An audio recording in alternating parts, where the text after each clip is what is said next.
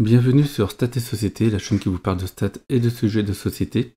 Donc, pour cette vidéo, nous n'allons pas parler forcément de sondage, mais de parrainage. Donc, comme vous le savez, un candidat à l'élection présidentielle doit avoir réuni 500 parrainages d'élus locaux, donc ça peut être des maires, des conseillers régionaux ou des conseillers généraux, ou départementaux maintenant, comme on dit.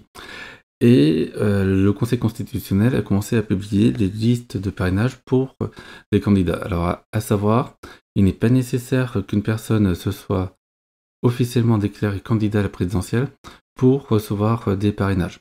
Les maires et les personnes aptes à parrainer des candidats peuvent choisir qui ils veulent, à condition que cette personne soit de nationalité française et avoir plus de 18 ans. Et quelques autres petites conditions qu'on détaillera peut-être un peu plus tard. Donc c'est parti, nous allons tout simplement voir ce qu'il en est de cette course au parrainage. Donc le Conseil constitutionnel, dont c'est le site officiel ici, a publié des chiffres, et donc là on peut voir les chiffres pour chaque candidat. Alors, on voit par exemple que Nathalie Arthaud est à 138 parrainages en tout. Elle en a reçu 126 la semaine dernière.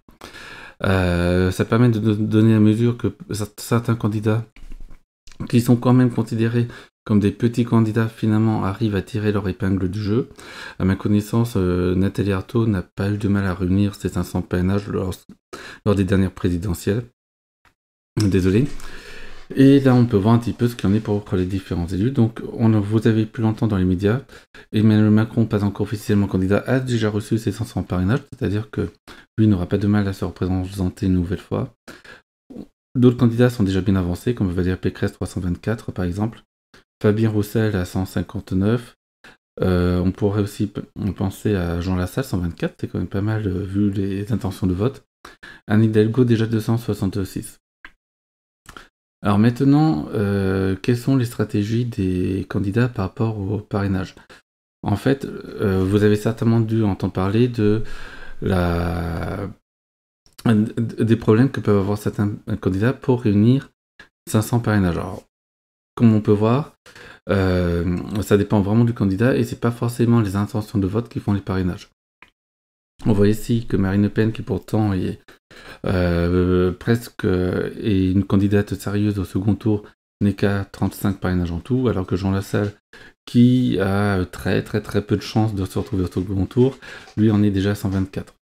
Alors, les parrainages, outre le fait que ça sert à pouvoir se présenter, peuvent donner lieu à plusieurs stratégies. Concernant donc les stratégies des candidats des grands partis, le fait d'avoir un grand nombre de parrainages sert à démontrer entre guillemets la force de la candidature et surtout l'implantation de la candidature sur le territoire français, puisque ça veut dire qu'il y a beaucoup d'élus locaux. Et on notera que pour Emmanuel Macron, qui est souvent considéré comme étant assez détaché de la province, en ayant réuni dès la deuxième semaine ses 500 parrainages, semble vouloir démontrer qu'il a une vraie implantation locale qui existe, malgré ce qui a pu être dit durant le mandat présidentiel. Après, pour d'autres, ça va dépendre.